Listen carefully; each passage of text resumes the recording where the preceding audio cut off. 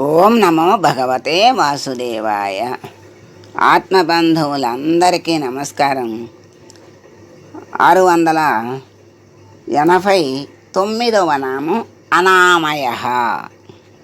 అంటే స్వామికి ఏ లోపము లేదు, లేని స్వామి అని అర్థం.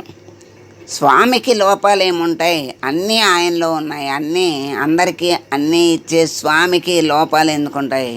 లోపాలు ఏమీ ఉండవు కనుక ఆయన్ని అనామయ అన్నారు. మరి లోపాలు ఎవరికి ఉంటాయి? ఈ లోపాలు జీవులకే ఉంటాయి. ఎందుకు ఉంటాయి? కర్మ ఫలాలను బట్టి. చేసేటువంటి కర్మలు సక్రమమైనవైతే ఏ లోపాలు ఉండవు. మరి అక్రమమైనటువంటి కర్మలు చేస్తే లోపాలు వస్తాయి. ఈ లోపాలు అనేవి మనకి తెలుసో తెలియకో అనేక కష్టాలు వస్తాయి. మరి ఎన్నో లోపాలు, మరి ఎన్నో బాధలు వస్తాయి. అవన్నీ కూడా మరి మనం చేసుకున్నటువంటి కర్మఫలాలే. మన కర్మఫలాలనే మనకి సాక్షిగా ఉన్నటువంటి పరమాత్మ అందరూ ఎవరు ఏం చేస్తున్నారా అని చూసి ఎవరి ఖాతాలో వాళ్ళకేస్తాడు. మళ్ళీ జన్మ అప్పటికప్పుడు అనుభవించేవి కొన్ని ఉంటాయి, జన్మ జన్మలకి అనుభవించేవి కొన్ని ఉంటాయి. అట్లా పొయ్యొచ్చండి. ఎండని పొయ్యొచ్చు కాదు. ఈ బాగుంటే వేరే దాంట్లో వస్తుంది, మంచి దాంట్లో పోతాం. ఇంకో దాంట్లో కర్మ ఫలాలు ఎవరివి వాళ్ళకే ఇస్తాడు పరమాత్మ. సాక్షిగా ఉంటాడు, చక్కగా దాంట్లో పెడతాడు. ఎవరి ఖాతాలో వాళ్ళకి, ఎవరివి వాళ్ళకే ఇస్తాడు. ఇప్పుడు అప్పు ఉంటే బ్యాంకులో ఎవరి ఖాతా వాళ్ళకే కదా. అప్పు ఉంటే అప్పు కట్టాలి. మరి జమ ఉంటే జమ తీసుకోవచ్చు, అవసరానికి వాడుకోవచ్చు, హాయిగా ఆనందంగా ఉండొచ్చు. ఆ జమ ఎలా పడుతుంది? అంతకుముందు కష్టపడి పోగు చేసుకుని దాంట్లో వేసుకుంటేనే మళ్ళీ కావలసినప్పుడు తీసుకుని సుఖపడటానికి ఉపయోగపడుతుంది. మరి అంతకుముందు ఉన్న జమల్ని కష్టపడకుండా సుఖపడుతూ అవజేసేసుకుంటే మళ్ళీ మనకు కావాలంటే పైకం ఉండదు. అప్పుడు అప్పు చేస్తే ఆ అప్పు తీర్చడానికి నానా తిప్పలు పడాలి. అప్పు నిప్పు లాంటిది. ఎవరికి? తీర్చేవాడికి. తీర్చాలి అనుకున్నవాడికి నిప్పు లాంటిది. కానీ ఇక్కడ భగవద్ దృష్టిలో తీర్చటము తీర్చకపోవటము అనేది ఏం లేదు. ఆయన ఎవరిదైనా ఏదైనా ఎవరి ఖాతాలో వాళ్ళకి వేస్తాడు, అనుభవింప చేస్తాడు. ఇక్కడ అప్పు ఏంటంటే పాపాలు, జమ ఏంటంటే పుణ్యాలు. ఈ పుణ్యాల వల్ల తర్వాత సుఖాలని పొందుతాం, ఆనందాన్ని, మరి భోగాల్ని అనుభవిస్తాం. మరి బాధలు దుఃఖాలు, పాపం ఏంటి? మనకి బాధల్ని, దుఃఖాలని, కష్టాలని ఇస్తుంది. మరి అప్పటికప్పుడు అనుభవించచ్చుగా అని ఎప్పుడో జన్మలు అంటారు. ఏమంటారంటే అది చెయ్యకూడదు, పాపము అన్నామనుకోండి. నేను బాగానే ఉన్నాగా, నేను బాగానే బతుకుతున్నాగా, నాకేం రాదు, నాకేం ఉండదు అంటే మరి ఇప్పుడు కాదు వచ్చే జన్మలో అయినా అనుభవించాల్సి వస్తుంది అంటే జన్మలా ఇంకేమన్నా ఏమీ లేవు, ఎప్పుడుదప్పుడు అనుభవించడమే చాలు, అనుభవించడమే కానీ జన్మలు ఉన్నాయని నువ్వేమన్నా చూసి వచ్చావా, నాకు చెప్తున్నావా అంటారు. అంటే ఇంక వాడు బాగుపడ్డు, వాడి కర్మ అనుభవించడమే అన్నమాట. వచ్చే జన్మకి అన్నీ కష్టాలు అనుభవించడమే కానీ సుఖాలు అనేవి ఉండవు. మరి అప్పుడు కష్టాలు అనుభవించేటప్పుడు నేనేమి పాపం చేయలేదు, ఇన్ని కష్టాలు నాకే వస్తున్నాయి అని అనుకుంటాడు. నేను భగవంతుడిని స్మరిస్తున్నాను, నాకు ఇన్ని కష్టాలు ఇస్తున్నాడు అనుకుంటాడు. మళ్ళీ ఇవన్నీ మరి అప్పటికప్పుడు చేసినవి కాదు. క్రితం జన్మల్లో ఎన్ని జన్మల్లోనో చేసిన పాపాలు అనుభవించాల్సి వస్తుంది. అందుకని అనుభవించాలి అని చెబితే ఏం జన్మలో ఏం లోకమో, నేనేమీ చేయలే, అందరూ పాపాలు చేసిన వాళ్ళేమో బాగానే ఉన్నారు, మరి పుణ్యాలు చేసే మేమేమో కష్టాలు పడుతున్నాము అంటారు. ఇవన్నీ కూడా ఈ నిందారోపణలన్నీ కూడా మళ్ళీ పాపం దాంట్లో కలుస్తాయి. పాపం సంచిలో కలుస్తాయి, పాపం గుట్టలో కలుస్తాయి. అందుకని మరి నిందారోపణ భగవంతుణ్ణి చేయటం అనేది చాలా దారుణమైన పాపం. మనుషుల్ని అంటేనే తప్పు. అనవసరంగా ఒకళ్ళని నిందిస్తే వాళ్ళ పాపాలన్నీ మనకు వచ్చేస్తాయి అంటారు. అట్లాంటప్పుడు నిందించడం అనేది మనకి మంచా చెడా అంటే చెడే కలుగుతుంది. మనల్ని తిట్టేవాళ్ళు, నిందించేవాళ్ళు మనకి తిడతాము అంటే అనవసరంగా తిడితే ఆ పాపాలన్నీ వాళ్ళకి వెళ్తాయి. బిడ్డని తల్లి తిట్టింది అంటే, కేకలేసింది అంటే మంచి కోసం చెప్తుంది, అది తిడతం కాదు. వాళ్ళ శ్రేయస్సు కోసం అనే మాటలు అవి వాళ్ళకి మంచి చేస్తాయి. అందుకని అది పాపం రాదు. వాళ్ళని కేకలేయాలి, మరి మంచి దోవలో పెట్టాలి, అది ధర్మం. అది మనం చేయాల్సిన, తల్లి చేయాల్సిన ధర్మం కనుక అది ఎవరికీ పాపం కాదు, ఇద్దరికీ శ్రేయస్సే, తల్లి బిడ్డలకి.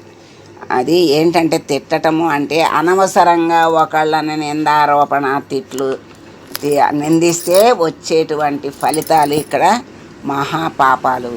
అదే భగవంతుణ్ణి నిందిస్తే అది ఎంత మహాపాపమో చెప్పలేమన్నమాట. అందుకని ఎవరిని నిందించకూడదు. అందుకే ఒక ఏళ్ళతో ఎవరినైనా చూపిస్తే అది మనకి 3 ఏళ్ళు చూపిస్తాయి అంటారు. అంటే ఒకటి నువ్వు వాళ్ళ తప్పు చూపిస్తున్నావు, నీలో 3 తప్పులు ఉన్నాయి చూసుకో అని మన చెయ్యే మనకు తెలియజేస్తుందంట. ఇలాంటివన్నీ మనం తెలుసుకోలేక నువ్వు అని చూపిస్తూ ఉంటాం పొద్దుస్తమానం. అదే మరి అర్థం చేసుకుని ఇలా విచారణ చేసుకుంటే అసలు మళ్ళీ ఒకళ్ళని ఏలెత్తి చూపిస్తామా? మన తప్పులు మనకు తెలియవు, ఎదటివాడి తప్పులు మాత్రమే మనకు తెలుస్తాయి. మన తప్పులు ఎదటివాడు చెప్పినప్పుడు వాటిని తప్పుగా మనం చేసినప్పుడు వాటిని సరిదిద్దుకుంటే భగవంతుడే ఆ రూపంలో మనకి సూచన ఇచ్చాడు, మనల్ని దారిలో పెట్టాడు అనుకున్నామనుకోండి, ఆనందం. అదే తప్పు లేకపోతే అది వాళ్ళ తప్పు అంటాం, వాళ్ళు ఆ పాపాలు వాళ్ళు తీసుకుంటారు. ఇప్పుడు తప్పు నిజంగా చేసినప్పుడు నిజంగా చెప్పిన వాళ్ళు శ్రేయస్సుని కోరేటువంటి వాళ్ళు అన్నమాట. అప్పుడు వీళ్ళు సరి చేసుకుని మంచి మనసుతో వాళ్ళని అర్థం చేసుకుని సరి చేసుకున్నామనుకోండి, ఇద్దరికీ శ్రేయస్సే. అందుకని దానివల్ల మంచే కానీ చెడు అనేది జరగదు. ఇక్కడ మరి అనామయ అంటే మరి శారీరకమైనటువంటి ఆ విద్యలో కానీ మనసులో కానీ ఆధ్యాత్మికంగా కానీ అనేక రంగాలు ఉంటాయి. అనేక రంగాల్లో కూడా మరి కొంతమందికి కొన్ని అసలు పట్టవు, మంచి చెప్పినా వినరు. అదే చెడు వైపుకి అయితే గబగబా మొగ్గుతారు. ఇవన్నీ మరి ఈ కర్మఫలాలే తర్వాత మనల్ని పట్టి పీడిస్తాయి. ఎందుకని అంటే ఇప్పుడు తోటకూర గింజ వేస్తే వారం రోజుల్లో వస్తుంది, ఆకులు కోసుకుని అనుభవిస్తాం, కూర వండుకుంటాం. అదే మామిడి చెట్టు వేస్తే సంవత్సరాలకు వస్తుంది, ఈ లోపల మనం ఉంటామో ఉండమో తెలియదు, ఆ తర్వాత వాళ్ళు తింటారు అనేటువంటి ఉద్దేశంతో మనం వేస్తాం. మనమే తింటాము అనుకుంటే అది అజ్ఞానమే. ఎందుకంటే నాటిన తెల్లారే వెళ్ళొచ్చు ఉండొచ్చు చెప్పలేము. అందుకని తర్వాత వాళ్ళైనా తింటారు అనేటువంటి ఉద్దేశంతో మనం చెట్టుని నాటుతాం. అట్లాగే ఇప్పుడు కొన్ని జన్మలకి అనుభవించేవి ఉంటాయి, అప్పటికప్పుడు అనుభవించేవి ఉంటాయి. ఇప్పుడు వాడు తప్పు చేశాడు, వాడికి వచ్చింది కష్టం, అప్పుడు అంటాం ఆడు తప్పు చేశాడు ఇప్పుడే అనుభవిస్తున్నాడు అంటాం. మళ్ళీ మనకు కష్టం వచ్చినప్పుడు మరి ఆడు అంటాడు కదా, అంటే ఇప్పుడు తప్పు చేయకపోతే వెనక జన్మలో చేశామనే అర్థం. ఈ లోపాలన్నీ కూడా మన చేసుకున్నటువంటి కర్మ ఫలాలే లోపాలుగా మనకి అనుభవింపచేస్తాయి. మరి అట్లా జీవుల్లో లోపాలు వైకల్యాలు అనేకం ఉంటాయి. ఆ మనస్సులోను, శారీరకంగాను, మరి లౌకికంగాను, ఆధ్యాత్మికంగాను అనేక రకాలుగా లోపాలు ఉంటాయి. ఆ లోపాలన్నీ కూడా సరి చేసుకోవాలి అంటే మళ్ళీ అవి లేకుండా చేసుకోవాలి తర్వాతకైనా అంటే భగవంతుని స్మరణ చెయ్యటమే మార్గం. ఆ స్మరణ వల్ల ఈ లోపాలన్నీ ఈ జన్మలో మనం అనుభవించేస్తే ఆ స్మరణ వల్ల భగవంతుడు జ్ఞాన మార్గంలోకి తీసుకెళ్ళి ఆ జ్ఞానం అనే అగ్ని చేత మన కర్మ ఫలాలను దగ్ధం చేసి మరీ తన దగ్గరకు తీసుకుంటాడు పరమాత్మ. అందుకని మరి భౌతికంగా అంగవైకల్యంతో పుట్టే వాళ్ళకి మరి కారణం ఏమిటి అంటే వాళ్ళ కర్మఫలమే. మరి వాళ్ళ కర్మఫలం కదా, మరి తల్లి కదా అనుభవించేది. మరి చేసింది బిడ్డ అయితే తల్లి కూడా ఎందుకు అనుభవిస్తోంది అంటే ఆ తల్లి కూడా ఆ అనుభవించేటువంటి కర్మఫలం ఉండబట్టి వాళ్ళిద్దరికీ అట్లా భగవంతుడు కూరుస్తాడు. అట్లాంటప్పుడు గర్భంలో ఉన్నప్పుడు తల్లి అనవసరమైన ఆలోచనలు, మరి చెయ్యకూడని ఆలోచనలు, చెయ్యకూడని పనులు చేస్తుంది. చేస్తే మరి బిడ్డల ఒక్కొక్కసారి ఆ ఫలాలుతోనే, అందుకే మనస్థితి ఎలా ఉంటే అలా ఆ పిండానికి కూడా అలా ఉంటుంది అంటారు. అందుకే భగవంతుణ్ణి స్మరించండి, మంచి సంతానం కలుగుతుంది అని పెద్దలు చెప్తారు. అట్లా మరి శిశువు గర్భంలో ఉన్నప్పుడు తల్లి మనస్సు తీవ్రంగా సంఘర్షణకు లోనైనా కూడా ఆ పిల్లవాడు బిడ్డ ప్రశాంతంగా ఉండలేడు. ఆకస్మిక మానసిక పరిణామాలు కలగటం వల్ల కూడా గర్భంలో ఉన్నటువంటి శిశువుకి అంగవైకల్యం కలగచ్చు. పరమాత్మ యందు భక్తి కలిగి ధ్యానం చేసేటువంటి వాళ్ళకి వారి మనస్సుల యందు వైకల్యాలు ఉండవు, శరీరంలోనూ ఉండవు, అలా తొలగింపబడతాయి. మనస్సు స్వచ్ఛమవుతుంది. అట్లా స్వచ్ఛమైన వాళ్ళ యొక్క శరీరాలలో కలిగినటువంటి అవయవ లోపాలు కూడా తగ్గిపోతాయి. అట్లా తొలగింపబడటం కూడా జరుగుతూ ఉంటుంది. కనుక నారాయణుడు ఎట్టి అంటే వైకల్యము లేనివాడు. వైకల్యములు ఉన్నవాళ్లకు ఆయన్ని స్మరిస్తే వాటిని కూడా ఆయన చక్కగా పోగొడతాడు. అటువంటి స్వామిని అనామయ అన్నారు. జన్మాంతర కర్మల వల్ల వచ్చేటువంటి బాహ్యము, అభ్యంతరము అంటే లోపల పైన వ్యాధులు కలుగుతాయి.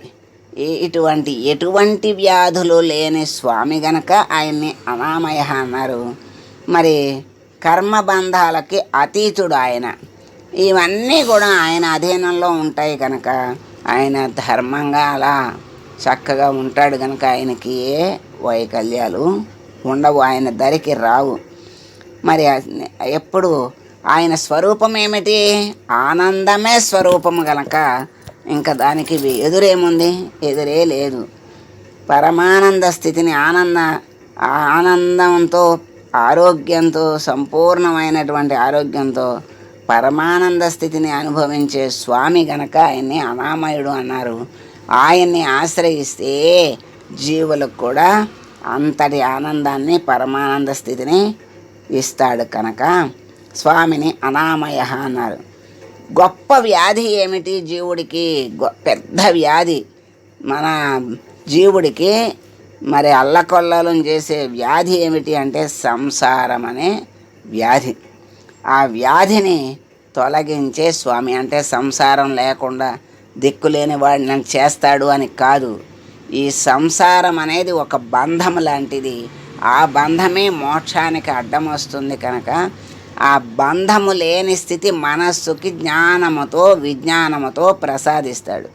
ఎప్పుడు ఆయన్ని ఆశ్రయించినప్పుడు ఆ బంధాన్ని విడగొట్టేటువంటి జ్ఞానాన్ని, విజ్ఞానాన్ని, ప్రజ్ఞానాన్ని ప్రసాదించి మోక్షాన్ని కూడా ఇవ్వగలిగేటువంటి స్వామి గనక ఆయన్ని అనామయ అన్నారు. ఈ సంసారం అనే జన్మాంతర కర్మల వల్ల జనించే బాహ్యాభ్యంతర వ్యాధులేవీ లేని స్వామి గనక అనామయుడు అన్నారని శంకరుల వారు చెప్పారు. కర్మ బంధాలకు అతీతుడు కాబట్టి దేహబాధలు మనోవ్యాధులు స్వామి దరికి చేరవు. నిత్యం సంపూర్ణమైన ఆరోగ్యంతో పరమానంద స్థితిని అనుభవించే స్వామి గనక అనామయుడు అన్నారు. ఈ సంసారం అనే మహావ్యాధిని తొలగించే స్వామి గనక అనామయుడు అన్నారు.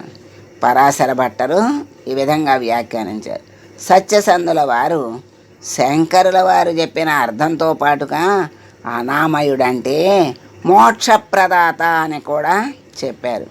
ముముక్షువులు స్వామిని ఓం అనామయాయ నమః అని ఆరాధిస్తున్నారు కనుక ఆ అనామయుడైన స్వామిని మనం ప్రార్థిస్తూ, స్వామి దేహములోను పైన మరి లోపల ఏ లోపములు లేని పరిపూర్ణమైన జ్ఞానాన్ని ప్రసాదించి ఆ జ్ఞాన మార్గంలో నడిపించి ప్రజ్ఞానమయం చేసి మమ్మల్ని నీ అనుగ్రహంతో నీ దరికి చేర్చుకో స్వామి అని వేడుకుంటూ మంగళం పాడడం.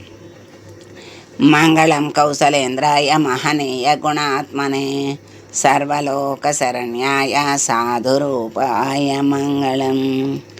ఓం